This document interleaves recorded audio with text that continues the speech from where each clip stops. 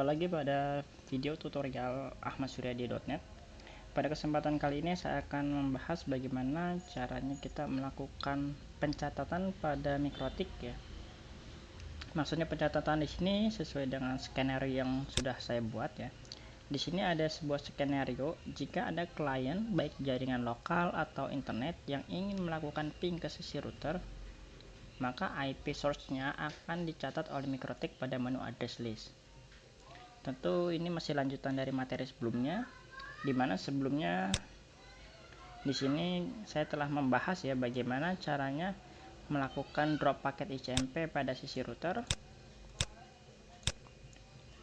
Terus pada video sebelumnya masih berkaitan dengan firewall, di sini ada basic firewall, dimana saya menjelaskan bagaimana masing-masing fungsi chain pada firewall filter wall, mulai dari chain input, chain forward, sama chain output. Bagi teman-teman yang mungkin belum menyimak dua video tutorial ini ya, di sini satu dan di sini dua, teman-teman bisa mungkin lihat pada deskripsi video di bawah ini. Lanjut kita masuk ke video selanjutnya. Di sini sesuai dengan skenario ya. Jadi jika nanti ada klien atau di sini bisa dibilang PC saya ya, PC saya di sini memiliki IP address 555.254, sedangkan si mikrotik saya kasih IP 555.1. Jadi konsepnya jika ada paket ICMP masuk ke sisi router ya, maka IP tersebut akan dicatat oleh si mikrotik. Dicatatnya ditaruh di mana? Langsung dimasukkan ke menu address list. Yang dicatat adalah IP source-nya. IP source itu ini ya. Jadi dalam mikrotik itu ada yang namanya source address, ada yang namanya destination address. Jika source address itu berarti IP darinya, dia berasal dari mana. Nah, untuk destination address adalah IP tujuannya, dia mengarah kemana. Di sini IP address saya itu bisa dicek. IP address saya di sini 555.254 ya. Oke, saya coba lakukan tes ping dulu ke sisi router. Di sini ketika saya tes ping ke sisi router masih bisa ngeping, dan di routernya pun nggak ada efek apa-apa karena defaultnya allow ya. Di IP firewall cek di address list nggak ada, filter pun saya belum bikin. Oke, next selanjutnya saya akan buat bagaimana supaya jika ada paket ICP masuk, ini nggak di drop tapi posisinya dia langsung dicatat di address list. Untuk penerapan fungsi ini atau konsep dasarnya atau kapan kita melakukan konfigurasi ini akan saya bahas setelah konfigurasinya selesai. Oke, pertama-tama saya stopin dulu ini ya supaya nggak langsung kecatat. Jadi masuk ke menu IP, di sini ada firewall, ada filter rule, masuk ke filter rule. Di sini kita add pada menu general. Di sini ada 3 jenis chain ya. Untuk fungsi dari masing-masing chain ini sudah saya bahas pada video tutorial sebelumnya, silahkan lihat pada link deskripsi video di bawah ya. Di sini ada chain forward, ada chain input, sama chain output. Pilih yang input. Untuk source-nya jika ini nggak dipilih maka all traffic akan kebaca dari source mana aja ya. Di sini saya nggak pilih, biarkan saja. Jadi cukup chain input. Untuk advance-nya juga saya nggak pilih. Jadi konsep dasar firewall itu sudah saya jelaskan juga pada video sebelumnya ya. Jadi kalau seandainya semakin dipilih maka dia akan semakin specific action. Jadi tapi kalau dia nggak dipilih dia akan general. Jadi semakin kita pilih dia akan spesifik.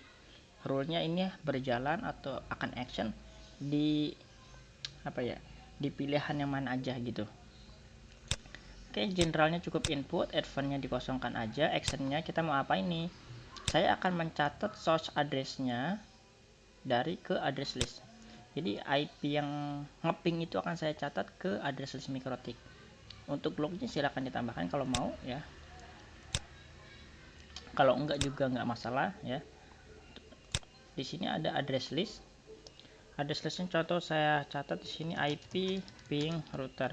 Jadi ketika si laptop saya ngeping dia akan auto ngasih address list dengan nama IP ping router. Oke. Nah, untuk pilihan di sini bebas ya. Bisa kita pilih statik, bisa kita pilih dinamik. Contoh saya pilih di sini statik. Oke. Langsung saya apply dan oke. nanti fiturnya kayak gini. Oke, sini paketnya jalan, proses ping nggak ada. Oke, kita namain dulu lah. Kita kasih nama di sini, contoh catat IP ping router. Jadi kita kasih komen, dibiasakan bagi teman-teman yang sudah biasa. Sorry, di sini paket jalan karena sebelumnya saya nggak pilih di sini, maaf. Di sini ada ICMP, sorry. Nah, jadi ketika ini nggak dipilih, tadi semua paket yang masuk kan laptop saya ini ngirim paket TCP juga kecatat di sini ya.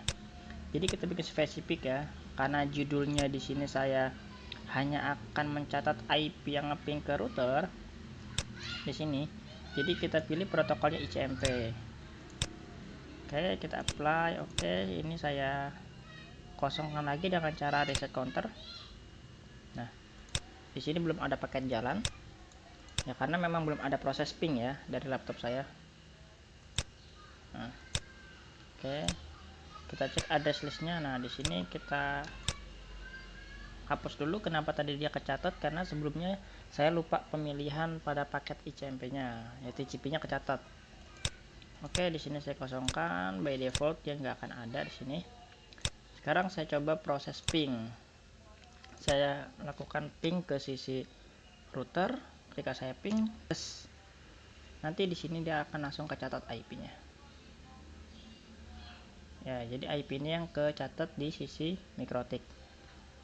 Oke, ini tadi kita pilih yang statik ya. Kalau pilih yang dinamik, biasanya di sini akan muncul flag D. Tapi sama aja, dia nggak akan hilang.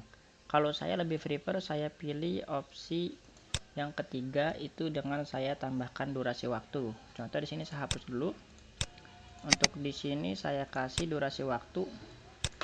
Contoh di sini ada 00:00:00.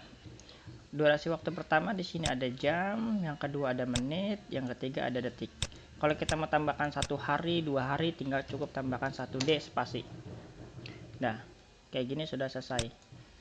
Oke, di sini saya ambil contoh, saya mau kasih waktunya 1 menit aja buat sampel.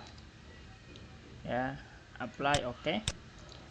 Jadi ketika ada paket yang ngeping ke router, dia akan kesimpan si IP tersebut itu selama 1 menit. Cek di sini dulu. Saya lakukan tes ping lagi. Nah, di sini ya. Saya coba Ctrl C. Nah, di sini IP-nya dia hitung mundur sampai durasi 1 menit selesai. Oke, kita tunggu saja ya.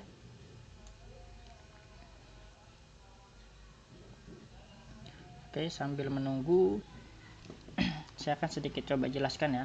Jadi fungsi dari pencatatan ini nextnya banyak banget ya. Nanti teman-teman bisa gunakan cara ini untuk mencatat IP YouTube secara otomatis. Jadi ketika ada pelanggan teman-teman yang akses ke YouTube, daripada teman-teman bikin 7 layer yang mungkin akan membebani resource, teman-teman bisa memanfaatkan address list ini. Jadi setiap ada klien yang akses ke YouTube, IP-nya auto dicatat di address list. Begitu juga jika ada klien yang akses ke Facebook, IP-nya auto dicatat ke address list. Nah, dari address list ini kita sudah punya bekal untuk melakukan blocking situs by address list. Ya, jadi selain blocking situs by content, kita juga bisa by address list. IP-nya nggak perlu kita ambil lagi dari Google, cukup aja IP-nya itu kita ambil dari masing-masing hitan user. Oke, pas banget ya, di sini sudah hilang ya. Kurang lebih seperti itulah penjelasannya. Jadi penerapan next dari pencatatan IP ke sini itu kita bisa gunakan pertama untuk monitoring traffic ya. Jadi siapa aja sih klien yang coba ngehit atau coba melakukan ping ke router kita, itu yang pertama.